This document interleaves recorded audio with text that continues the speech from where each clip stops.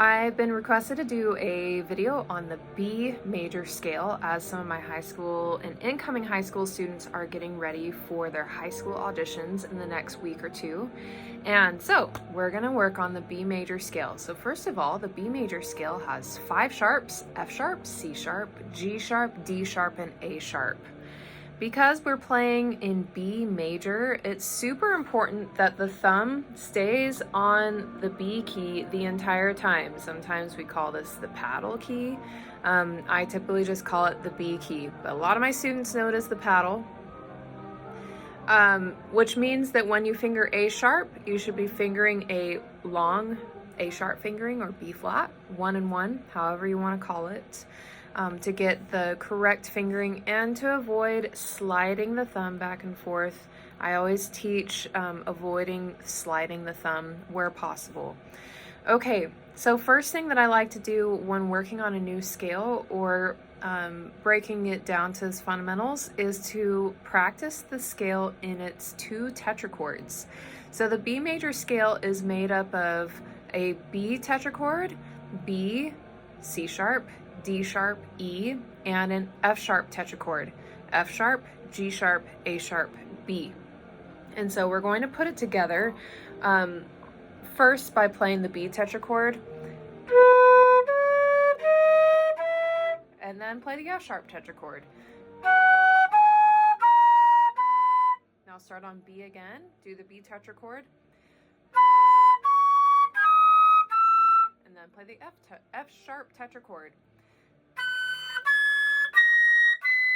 Now coming down, we're just going to go the opposite direction, start at B and end on F sharp.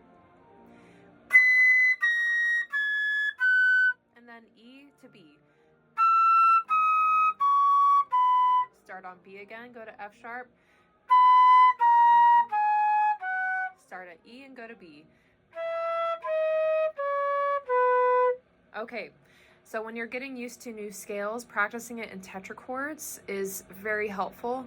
Help figure out the finger pattern for it, and also help you realize that the B tetrachord is the second half of the E major scale, and the F sharp tetrachord is the first half of the F sharp or G flat major scale.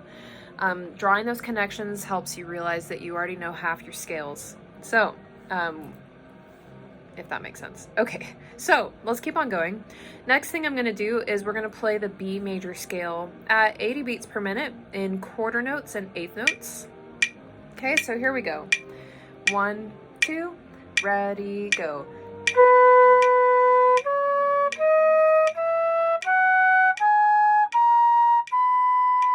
I'm going to pause right there because I said it wrong. We're going to do the B major scale in half notes and quarter notes with 80. The quarter note is 80 beats per minute. 1, 2, ready, go.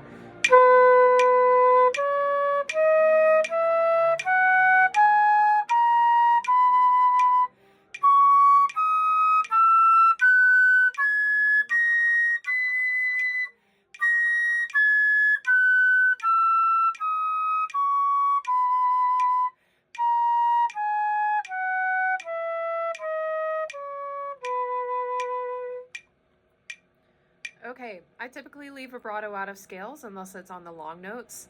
Otherwise, focus on keeping your air strong and steady as you play a scale. I like to shape the scale, the musicality of the scale, by thinking of the short notes leading you to the long notes. And so all those quarter notes should lead you to the half note Bs. Now let's play it at a different tempo. I'm gonna set it at 60 beats per minute. And I'm going to turn on the eighth note, and we're going to play it in quarter notes and eighth notes. Okay? 1 and 2 and ready and go.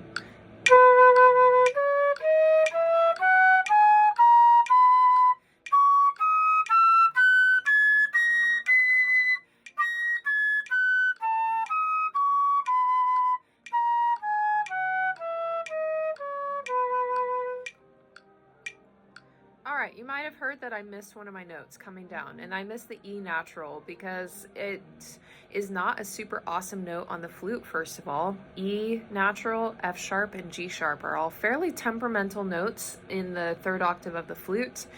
And the reason that my E did not sound right was because I didn't focus the air well enough for that E. And so you want to keep your air very strong, focused for the E natural, F sharp, and G coming up and going down the scale.